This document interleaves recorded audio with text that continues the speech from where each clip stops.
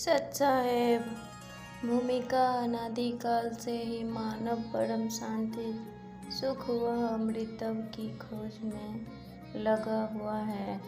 वह अपने सामर्थ्य के अनुसार प्रयत्न करता आ रहा है, लेकिन उसकी यह चाहत कभी पूर्ण नहीं हो पा रही है।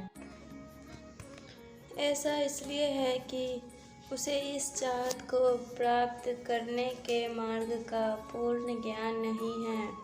सभी प्राणी चाहते हैं कि कोई कार्य न करना पड़े, खाने को स्वादिष्ट भोजन मिले, पहनने को सुंदर वस्त्र मिले, रहने को आलीशान भवन हो, घूमने के लिए सुंदर पार्क हो, मनोरंजन करने के लिए मधुर मधुर संगीत हो, नाचे गाए खेले कूदे, मौज मस्ती मनाए और कभी बीमार ना हो, कभी बूढ़े ना हो और कभी मृत्यु ना होवे, आदि आदि। परंतु जिस संसार में हम रह रहे हैं, यहाँ न तो ऐसा कहीं पर नजर आता है और न ही ऐसा संभव है।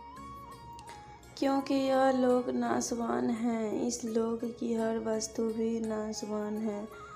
और इस लोक का राजा ब्रह्मकाल है, जो प्रतिदिन 1,00,000 मानव सूक्ष्म शरीर खाता है।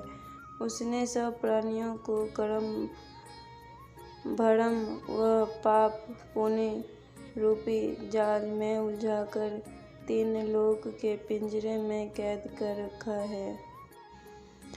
कबीर साहब कहते हैं कि कबीर 3 लोक पिंजरा भया, पाप पुण्य 2 जाल, सभी जीव भोजन भय, एक खाने वाला काल। गरीब एक पापी एक पुनी आया, एक है सूम दलेल रे, बिना भजन कोई काम नहीं आवे, सब है जम की जेल रे। कर्म भरम कर्म सिद्धांत, जैसा करोगे वैसा प्राप्त करोगे, भरोगे भरम संसार युक्त ज्ञान, जो वेदों तथा गीता में काल ब्रह्म ने प्रदान किया है।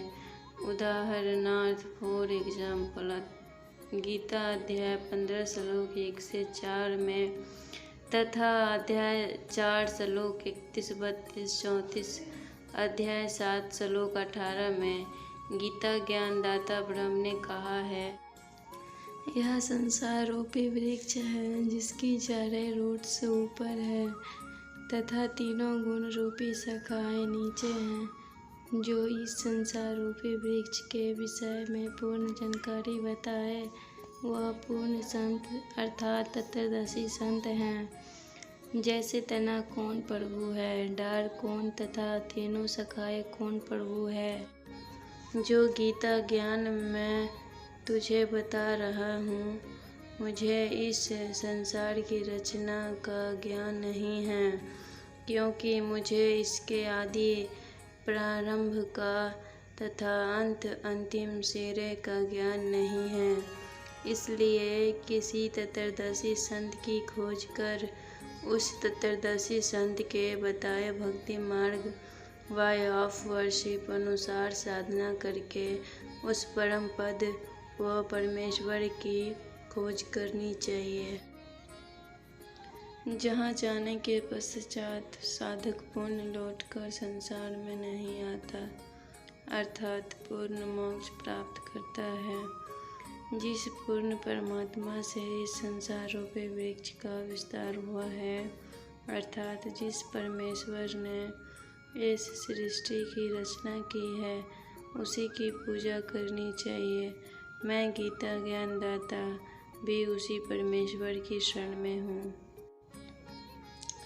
गीता अध्याय 3 श्लोक 31-32 में कहा है, गीता में जो ज्ञान दिया है यह मेरा मत विचार है, भले ही यह पूर्ण नहीं है, फिर भी अन्य साधनाएं जो शास्त्र विधि रहित है, उनसे श्रेष्ठ है। जो मेरे मत अनुसार साधना नहीं करता, वो व्यर्थ प्रयत्न कर रहा है।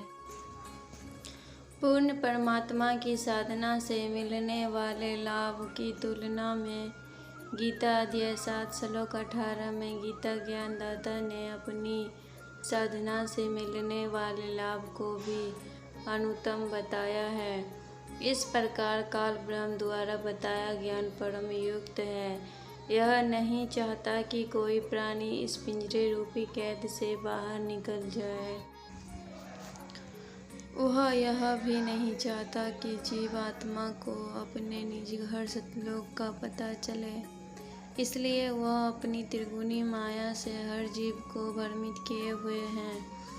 फिर मानव की ये उपरोक्त चाहत कहाँ से उत्पन्न हुई है? यहाँ ऐसा कुछ भी नहीं है। यहाँ हम सब ने मरना है। सब दुखी व अशांत हैं। जिस स्थिति को हम यहाँ प्राप्त करना चाहते हैं, ऐसी स्थिति में हम अपने निज घर सतलोक में रहते थे। काल ब्रह्म के लोक में हम स्वेच्छा से आकर फंस गए और अपने निज घर का रास्ता भूल गए।